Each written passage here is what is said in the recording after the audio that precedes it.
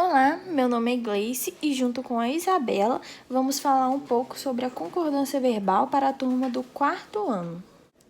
A concordância verbal é nada menos que a relação de harmonia que se estabelece entre o verbo e o sujeito na construção de um período.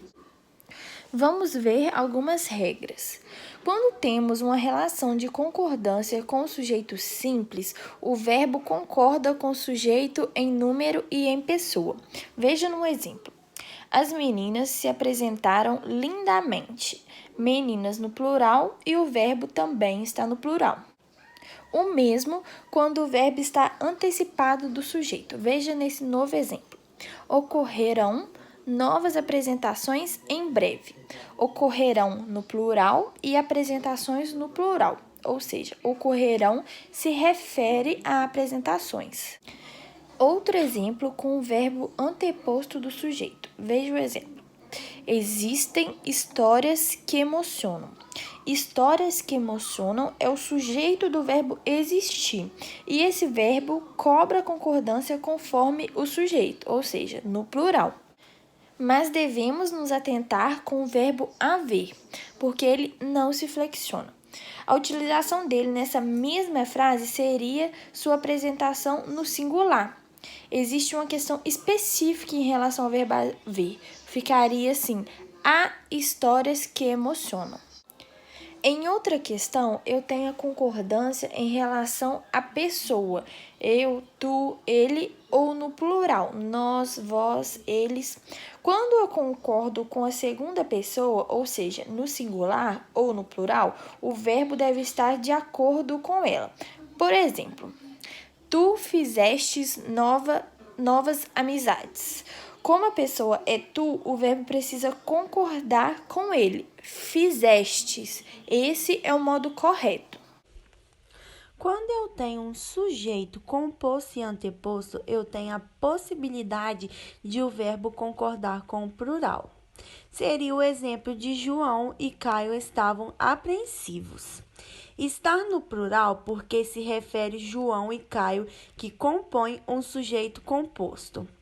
Ainda nessa ocorrência, o verbo pode se apresentar no singular quando o substantivo que compõe o sujeito composto apresenta-se com o sinônimo ou estão no mesmo plano de significação.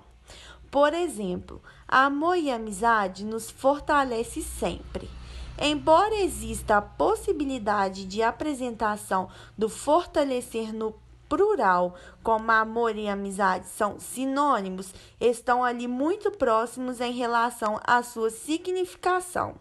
A conjugação do verbo pode ser no singular quando há uma gradação sequencial dos núcleos do sujeito. O verbo também pode se concordar no singular. Por exemplo, um dia, uma semana, um mês se passou sem que ela voltasse. Perceba que o verbo passou está se referindo somente ao último substantivo. Isso porque um dia, uma semana e um mês configuram uma relação gradativa e o verbo concorda só com o último deles.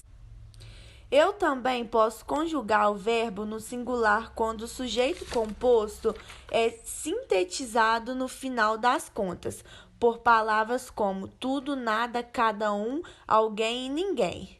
Nesse caso, não existe a necessidade de flexão no plural, concordando com a composição do sujeito.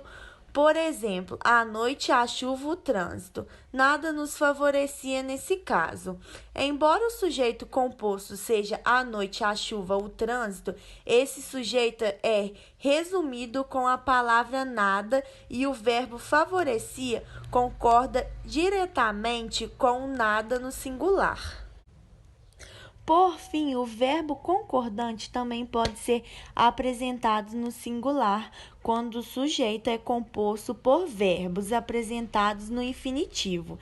exceto quando esses verbos no infinitivo forem determinados por um artigo ou se apresentarem como antônimos em determinadas sentenças.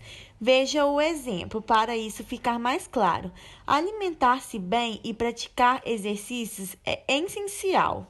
Perceba que o verbo ser é apresentado no singular porque os termos alimentar e praticar como verbos no infinitivo não são determinados por um artigo e não representam antônimos na composição do sujeito.